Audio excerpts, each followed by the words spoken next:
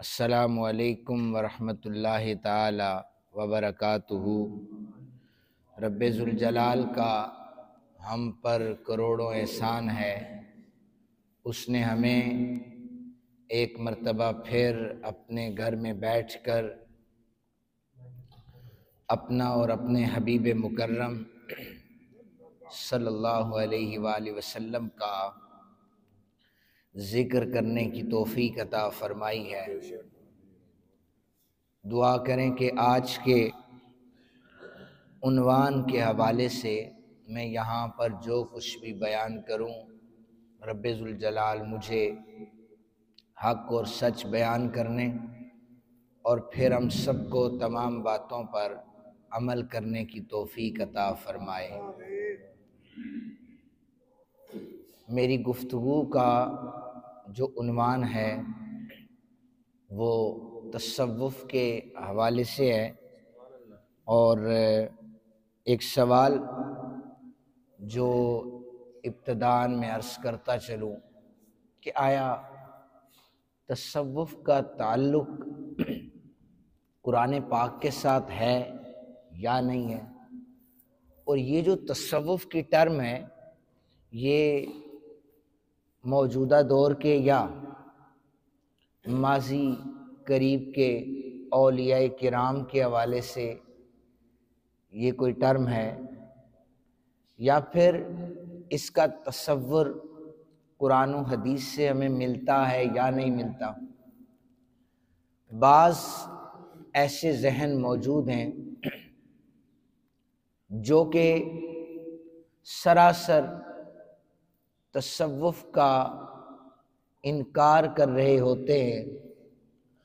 ان کے نزدیک تصور جو ہے وہ ان پڑھ اور جاہل صوفیاء کے ساتھ وہ اس کو نتھی کر دیتے ہیں، کہتے ہیں کہ قرآن و حدیث میں تصوف کا کوئی تصور موجود نہیں ہے، جبکہ ہم سب سے پہلے اگر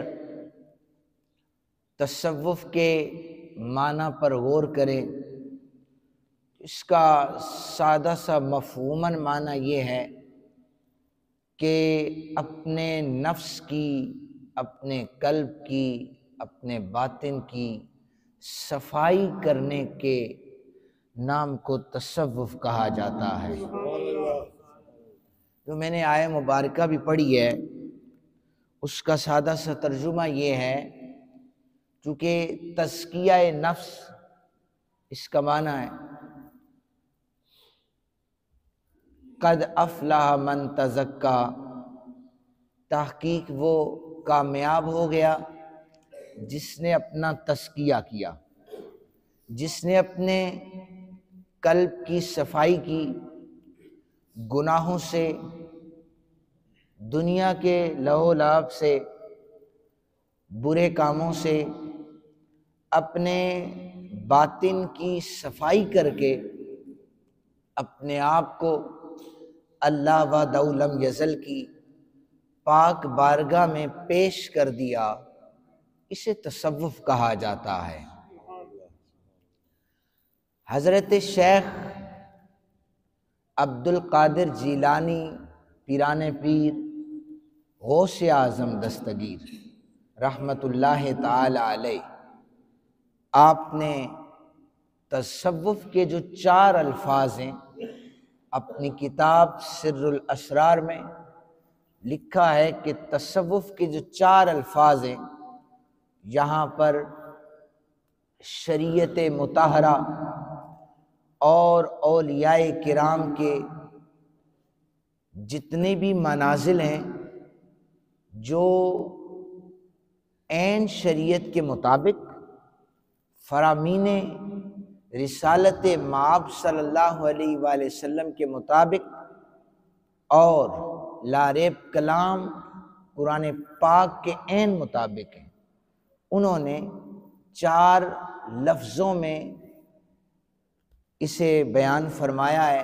فرمایا کہ تصوف کی پہلی تا ہے جس کا مطلب ہے توبہ کرنا، اور بے شک ان اللہ یحب التوابین و یحب المتطہرین، کہ اللہ رب ذوالجلال توبہ کرنے والوں کو پسند کرتا ہے۔ اللہ رب ذوالجلال صفائی ستھرائی وہ ظاہراً ہو یا باطناً ہو، اللہ رب ذوالجلال اس بندے سے پیار کرتا ہے۔ جو شخص توبہ استغفار کرتا ہے گناہوں سے، دنیا کے برے کاموں سے توبہ استغفار کر کے اپنی لو رب ذوالجلال کے ساتھ لگا لیتا ہے، اسی کا نام تصوف کہا گیا ہے۔ حضرت پیران پیر رحمت اللہ تعالی علیہ نے لکھا ہے کہ ایک شخص گناہ کرتا ہے، توبہ استغفار کرتا ہے، دوبارہ گناہ کرتا ہے، پھر توبہ استغفار کرتا ہے، یہاں تک کہ وہ 70 مرتبہ گناہ کرتا ہے اور 70 مرتبہ وہ توبہ استغفار کرتا ہے۔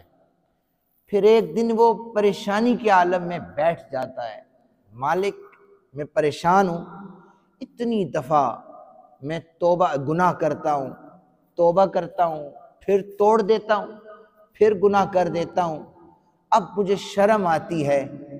ہاتف غیبی سے آواز یہ آتی ہے، میرے بندے تو نے 70 دفعہ گناہ کیا، 70 دفعہ میری بارگاہ میں رجوع کیا، میں اللہ یہ کہتا ہوں، میری شان ربوبیت یہ ہے، تو 70 مرتبہ سے زائد بھی گناہ کر کے میری بارگاہ میں اگر پشیمان ہو کر آ جائے، میں تب بھی تیری توبہ کو قبول کر لوں گا۔ تو تصوف کی جو پہلی تا ہے کہ جو انسان اس رستے پر چلتا ہے، تو حضرت داتا گنج بخش رحمت اللہ تعالی علیہ نے بھی لکھا ہے کہ اللہ رب ذوالجلال کو حدیث مبارکہ موجود ہے کہ بہترین خطا کار وہ ہے جو توبہ استغفار کرتا ہے۔ میرے کریم صلی اللہ علیہ وآلہ وسلم کے ذمہ ہم سوچ بھی نہیں سکتے کہ کوئی نبی اس سے کوئی گناہ سرزد ہو۔ نبی تو معصوم عن خطا ہوتا ہے، وہ گناہوں سے پاک ہوتا ہے، لیکن سب سے زیادہ نبی اکرم صلی اللہ علیہ وآلہ وسلم نے فرمایا، میں اپنے اللہ سے استغفار کرنے والا ہوں۔ ہمارے پلے اتنے گناہ ہوتے ہیں، دن رات ہم گناہ کرتے ہیں، تو استغفار کا تو ہمارے پاس ٹائم ہی نہیں ہوتا، اور ہم اپنے اللہ کو راضی ہی نہیں کرتے۔ تو جن کے پلے گناہ ہی نہیں تھے اور گناہ کا شائبہ بھی نہیں پایا جاتا تھا جہاں پر، وہ فرماتے ہیں کہ میں تم میں سے سب سے زیادہ اپنے اللہ کی بارگاہ میں استغفار کرنے والا ہوں۔ دوسرا جو لفظ ہے فرمایا صاد ہے، اس کا معنی صفا سے ہے۔ یہ قلب کی صفائی کو کہتے ہیں کہ انسان اپنی باطنی جو کیفیات ہیں ان میں نفرتیں ہیں، حسد ہے، بغض ہے، طرح طرح کی لغویات ہیں، انسان اپنے دل کو ان تمام لغویات سے پاک اور صاف کر دیتا ہے اور اپنی لو جو ہے وہ رب ذوالجلال کی بارگاہ سے لگا لیتا ہے، تو اسے تصوف کا نام دیا گیا ہے۔ فرمایا تیسرا جو لفظ ہے واو، اس سے مراد ولایت ہے، اور ولایت سے مراد دوستی ہے۔ جب انسان اپنے رب ذوالجلال کی بارگاہ میں استغفار کر لینے کے بعد، اپنے قلب کی صفائی کر لینے کے بعد، وہ اپنے اللہ سے دوستی کر لیتا ہے، وہ فنا فی اللہ ہو جایا کرتا ہے، اس کی زندگی کا ہر کام، اس کی زندگی کا ہر فعل اس لیے نہیں ہوتا کہ لوگ خوش ہو جائیں، اس کی زندگی کا ہر کام اپنے رب ذوالجلال کو راضی کرنے کے لیے ہوتا ہے۔ تو گویا اس نے اپنے رب سے دوستی کر لی ہے، اس دوستی کو ولایت ولی کے معنی میں لیا جاتا ہے۔ قرآن کہتا ہے یہی تو اللہ کے مقرب بندے ہیں کہ یہ اللہ کے جو دوست ہیں، جو دنیا میں اپنی دوستیوں کو انہوں نے دنیاوی لحاظ سے معیار نہیں بنایا ہوتا، بلکہ وہ اللہ اور اللہ کے رسول صلی اللہ علیہ وآلہ وسلم کی رضا کو سامنے رکھتے ہیں۔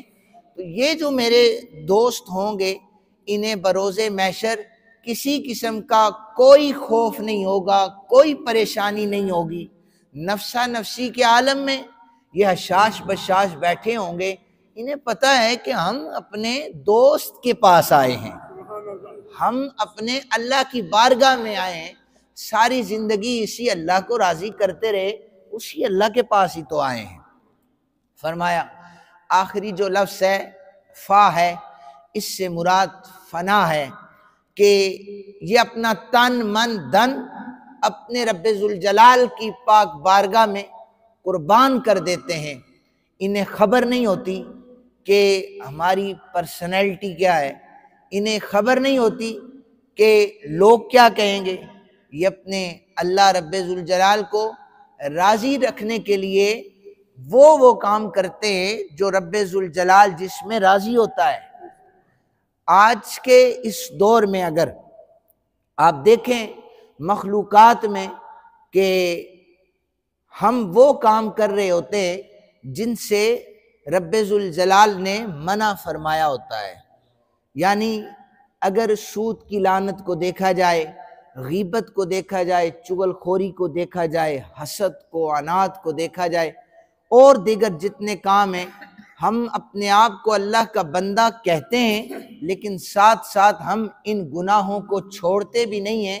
فرمایا تصوف اس چیز کا نام ہے کہ وہ ان تمام غفلتوں سے بالا تر ہو کر، تمام گناہوں کو چھوڑ کر اپنے رب ذوالجلال کی بارگاہ میں فنا ہو جائے کہ میرے اللہ نے ان کاموں سے منع کیا ہے، میرے محبوب نے ان کاموں سے منع کیا ہے، تو اب میں ان کاموں کے قریب بھی نہیں جاتا، اس لیے کہ میرا رب ان سے ناراض ہوتا ہے۔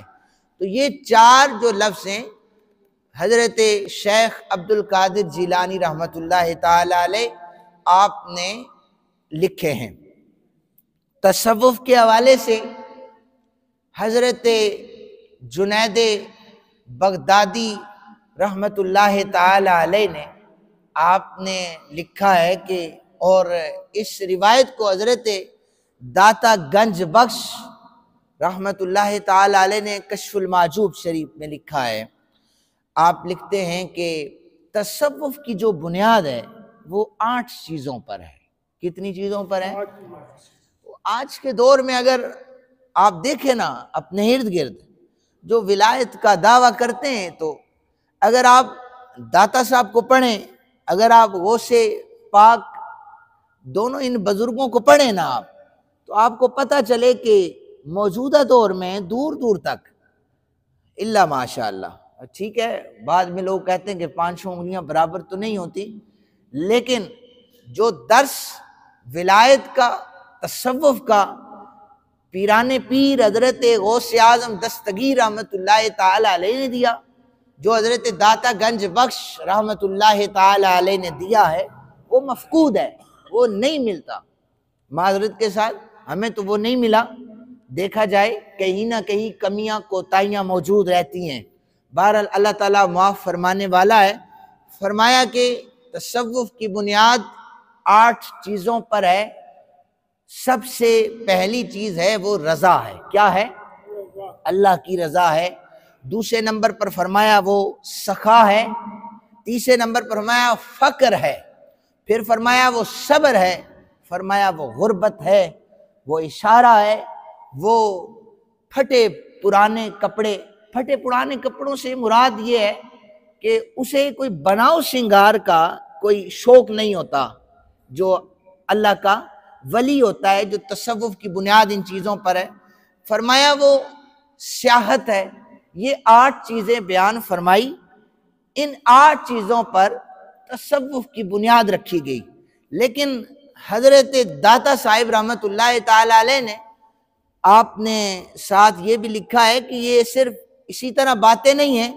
فرمایا سخا اگر دیکھنی ہے تو اس کو آپ نے ثابت کیا حضرت ابراہیم خلیل اللہ علیہ السلام کی ذات مبارکہ سے کہ اس سے بڑا بھی کوئی سخی آئے گا کہ جسے اشارہ یہ ملتا ہے کہ اپنی خوبصورت چیز کو اللہ کی بارگاہ میں قبول کر تو اپنے بیٹے کو ذبح کرنے کے لیے اپنے اللہ کی بارگاہ میں پیش ہو جاتا ہے.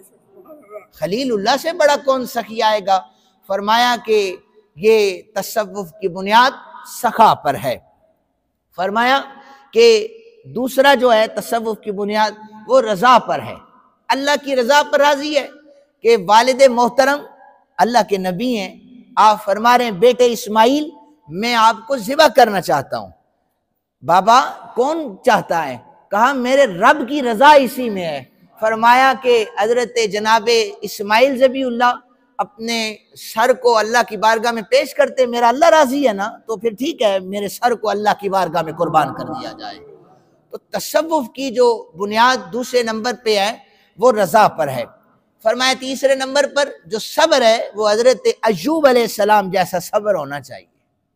حضرت ایوب علیہ السلام 60 برس تک اللہ رب ذوالجلال نے بیماری لگائی رکھی، اللہ تعالیٰ امتحان لے رہا تھا، جسم آپ کا جو ہے وہ ایک بیماری میں مبتلا ہو گیا، پریشان تھے، بیماری تھی، لیکن 60 برس تک اس بیماری میں اپنے رب ذوالجلال کا شکر ادا کر رہے ہیں.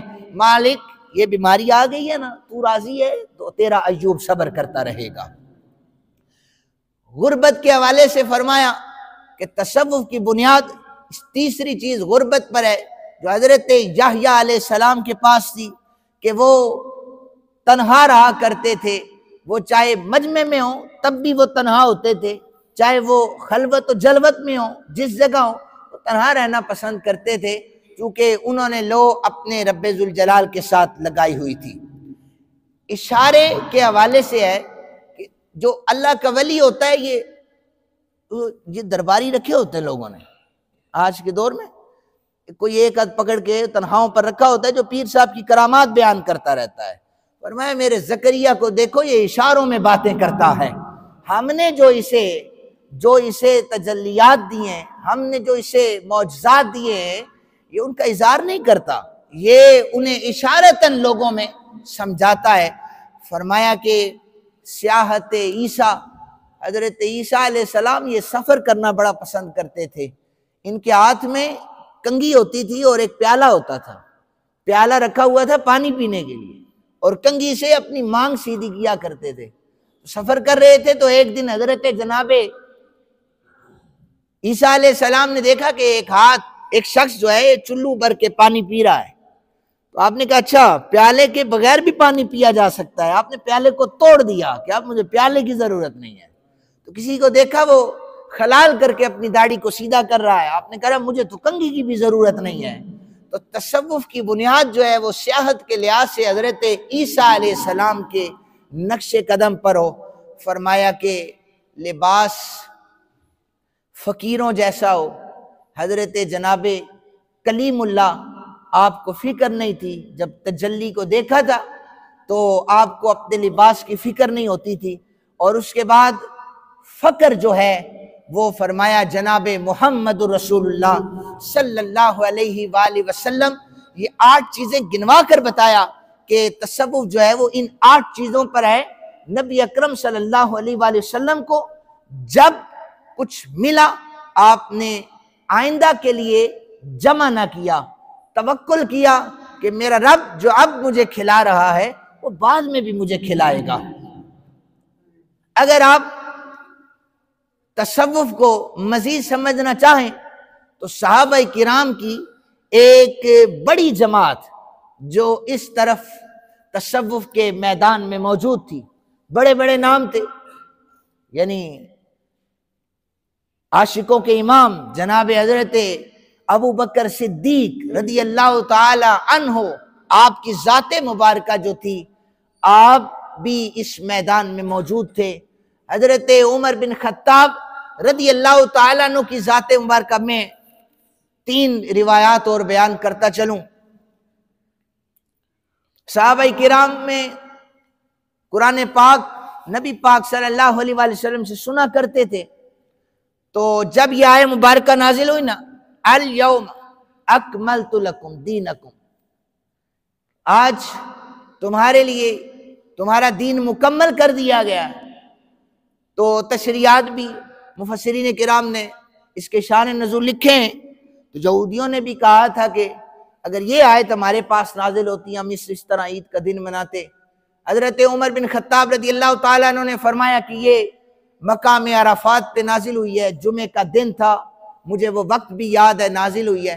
تو جب یہ آیت نازل ہوئی تو صحابہ کرام رضوان اللہ تعالیٰ عنہ اجمعین اس کی مختلف تشریحات کر رہے تھے، لیکن جب یہ آیت حضرت جناب ابو بکر پاک رضی اللہ تعالیٰ عنہ نے سنی نا تو آپ کی آنکھوں سے آنسو جاری ہو گئے۔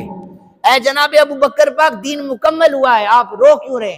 جناب حضرت ابو بکر پاک کہنے لگے تم نے اس کے معنی کو سمجھا ہی نہیں ہے، یہ آیت بتا رہی ہے کہ ہمارے پیارے آقا کریم صلی اللہ علیہ وآلہ وسلم ہم سے ظاہری پردہ فرمانے والے ہیں۔ اب یہ معنی حضرت ابو بکر پاک کو پتا تھا، باقی صحابہ کرام تو اس کی تشریحات بیان کر رہے تھے، حضرت ابو بکر پاک رو رہے تھے، کہہ رہے تھے نبی پاک صلی اللہ علیہ وسلم ہم سے جدا ہونے والے ہیں۔ تو یہ تصوف تھا جو قلبی نگاہوں سے جناب حضرت ابو بکر پاک دیکھ رہے تھے، اور فرماتے ہیں مفسرین کے اس آیت مبارکہ کے نازل ہونے کے ٹھیک 80 دن بعد میرے مصطفیٰ کریم صلی اللہ علیہ وآلہ وسلم وصال فرما گئے تھے۔ مسجد نبوی شریف کے منبر پر جناب حضرت عمر بن خطاب رضی اللہ تعالی عنہ آپ خطبہ ارشاد فرما رہے تھے، صحابہ کرام میں تقریر جاری تھی، تو آپ نے بلند آواز سے کہا یا ساریۃ الجبل، 3 دفعہ آپ نے بلند آواز سے یہ صدائیں لگائی، اور پھر اس کے بعد معمول کے مطابق آپ نے گفتگو فرمائی۔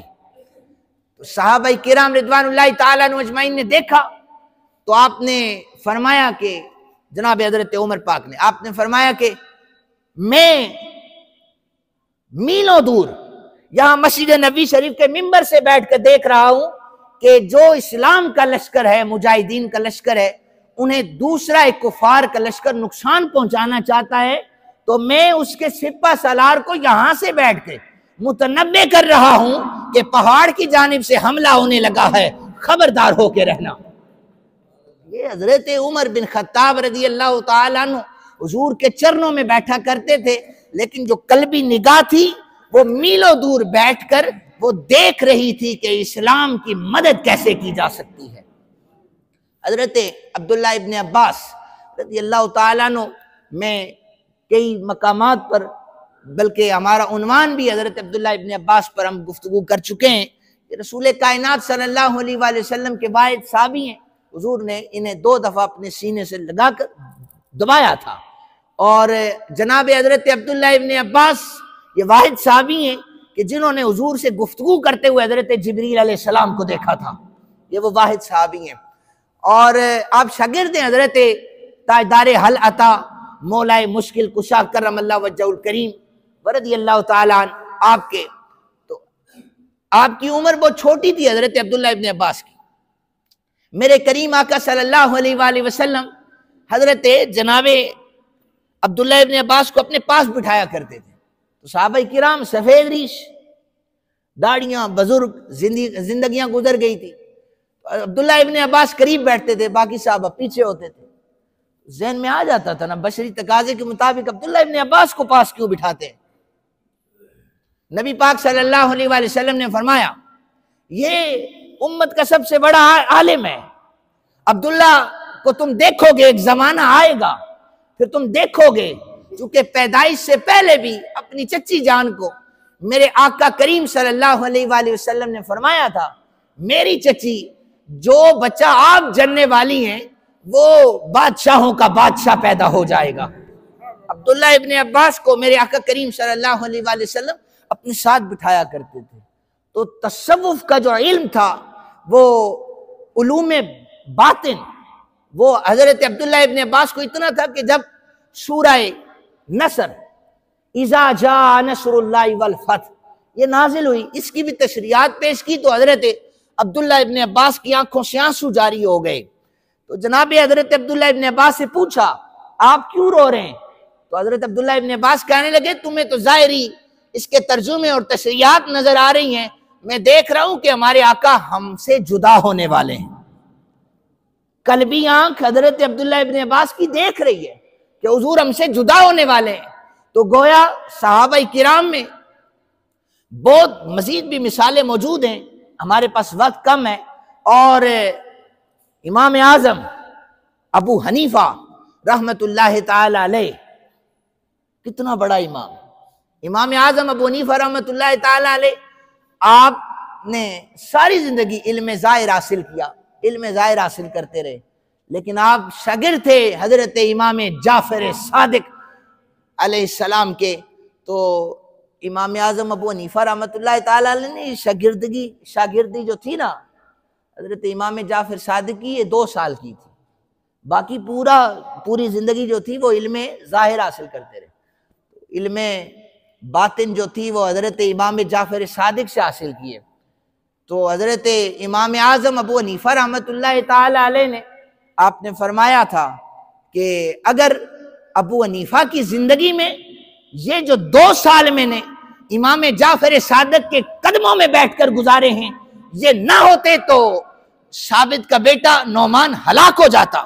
ساری زندگی میں علم ظاہر حاصل کرتا رہا، لیکن یہ 2 سالوں میں نے علم باطن امام جعفر صادق سے حاصل کیا ہے۔ اللہ نے مجھے علوم کا وہ منبع عطا کر دیا ہے کہ اب زمانہ جو چاہے ایک علم کا فیض عطا کر دیا ہے، جو چاہے میں اس زمانے کو بتا سکتا ہوں۔ تو پھر آپ نے دیکھا ہے کہ امام احمد بن حنبل جیسا شاگرد، امام احمد بن حنبل جیسا شخص 10 لاکھ احادیث کا حافظ، امام احمد بن حنبل 10 لاکھ احادیث کا حافظ، حضرت امام اعظم ابو حنیفہ رحمت اللہ تعالی علیہ کے شاگردوں کا شاگرد ہے۔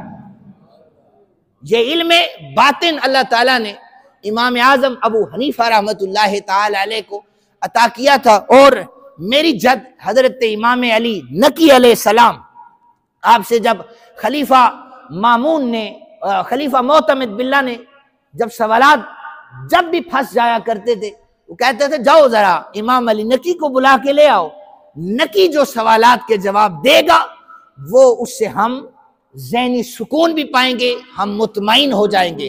تو زمانہ گواہ ہے کہ عباسی خلفاء کے دور میں جب جب ان خلفاء کو، ہارون رشید کی تاریخ پڑھیں، مامون الرشید کی تاریخ پڑھیں، معتمد باللہ کی تاریخ پڑھیں، جب جب بھی ان عباسی خلفاء کو جب بھی کبھی کوئی دینی مسئلہ ہو، کوئی روحانی مسئلہ ہو، کسی طریقے کا کوئی قلبی مسئلہ ہو، انہوں نے در اہل بیت میں دستک دی ہے۔ اللہ تعالیٰ نے ان کے مسئلے اہل بیت علیہ السلام کے در سے عطا کیے، اللہ تعالیٰ نے وہاں سے ان کے مسئلوں کو حل کیا ہے۔ تو یہ علم ظاہر بھی ہے، علم باطن بھی ہے۔ اللہ تعالیٰ سے دعا ہے اللہ تعالیٰ ہمیں ان علوم کو سمجھنے کی توفیق عطا فرمائے۔ اس لیے تصوف کا جو تعلق ہے وہ قرآن سے جدا ہرگز نہ سمجھا جائے، یہ عین قرآن کے مطابق ہے۔ اللہ تعالیٰ ہم سب کو اولیاء کرام کی محبت عطا فرمائے۔